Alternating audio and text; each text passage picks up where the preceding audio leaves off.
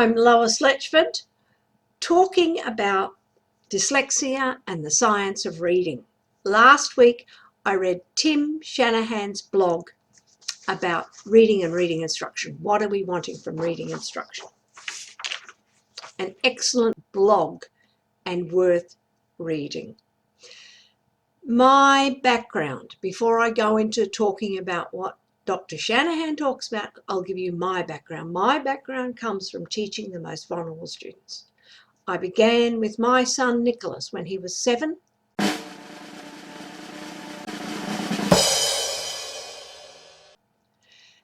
He ended up with a label of the worst child I've seen in 20 years of teaching. That puts me teaching the most vulnerable students. A child like Nicholas, who failed first grade, who'd had an evaluation at the end of first grade that said he could do nothing, puts me in a position of teaching the most vulnerable. From there, I became a reading specialist and I went on to teach other children who had failed numerous reading programs. Many of them were in phonics-based reading programs for years on end, and they came out non-reading. So I'm coming to reading from a particular viewpoint, from those children who have failed again and again and again. That's where I come from. I do a lot of reading academic literature, and I read a wide variety. So, but what did Tim Shanahan say about what kinds of early reading instruction and intervention should we provide? And to do that, he goes back to the simple view of reading. And the simple view of reading includes decoding plus comprehension. It comes from Goff and Tumner, published in 1986. So, the decoding component is obvious, because if you cannot decode,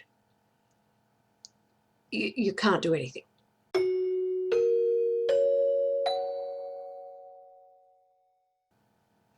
The reading component,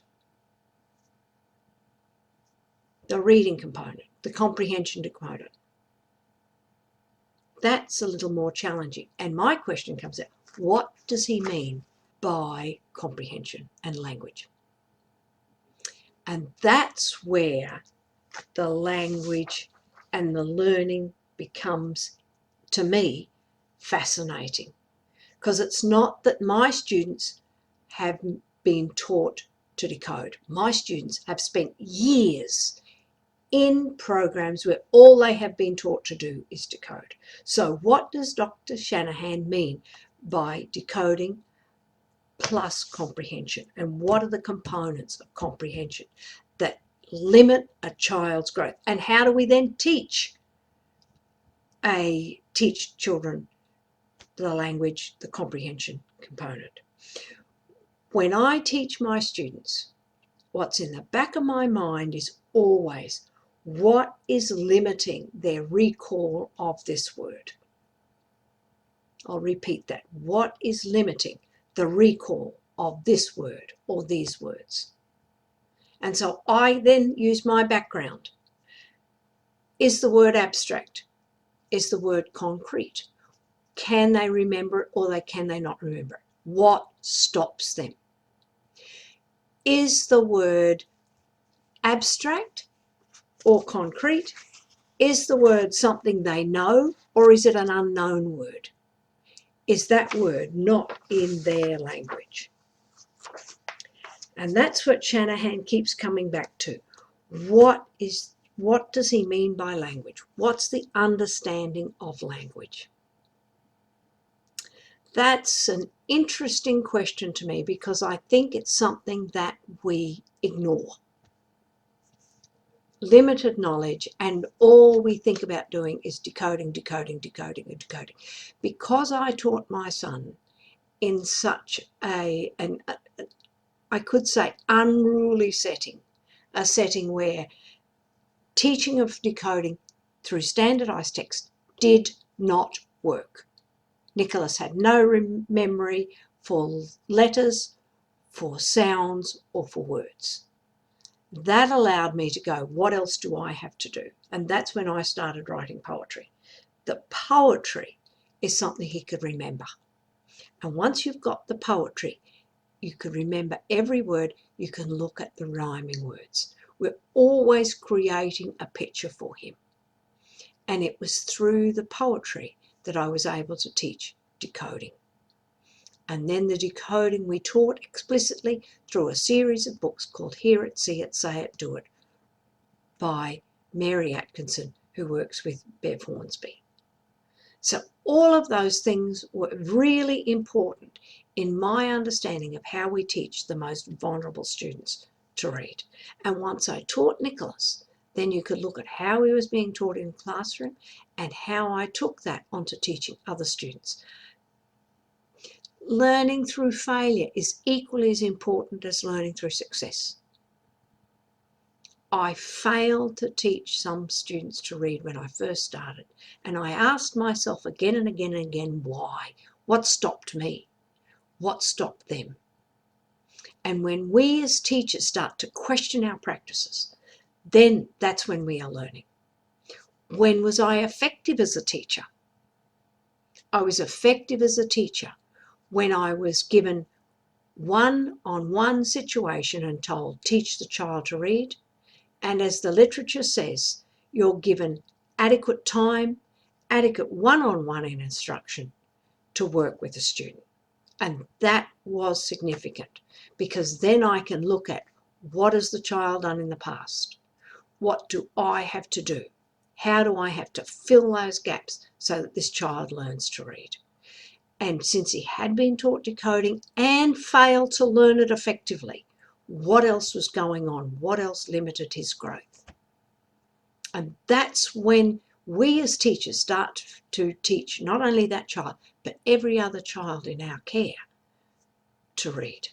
And that to me is what reading instruction is all about. And as I show every single week, the braid of literacy, that language comprehension and word recognition are critical. And it goes to say, what is language comprehension? What do you as a teacher understand by language comprehension? Is your idea the same as my idea? Or when we teach comprehension, do we just ask questions and accept the child's answer? Or is it a discussion? There's so much going on when we teach reading, particularly to the most vulnerable students, that we as teachers, particularly reading teachers, have to be diagnostic, and we have to be thinking and reflecting every single time, every single day.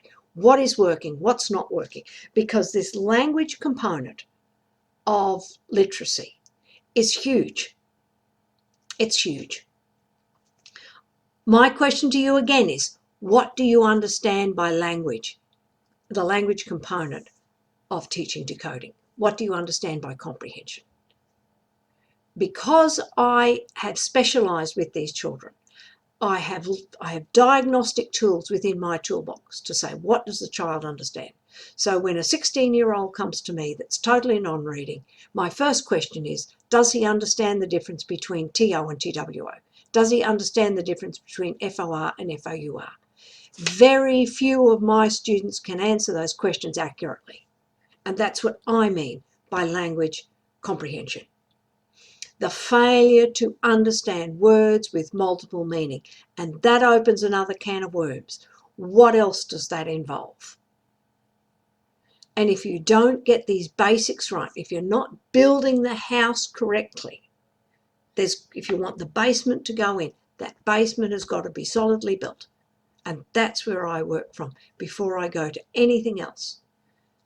That's when my students start to read effectively, when they are thinking effectively and understand what is going on, not only with decoding, but with the language. And the language component impacts the decoding component.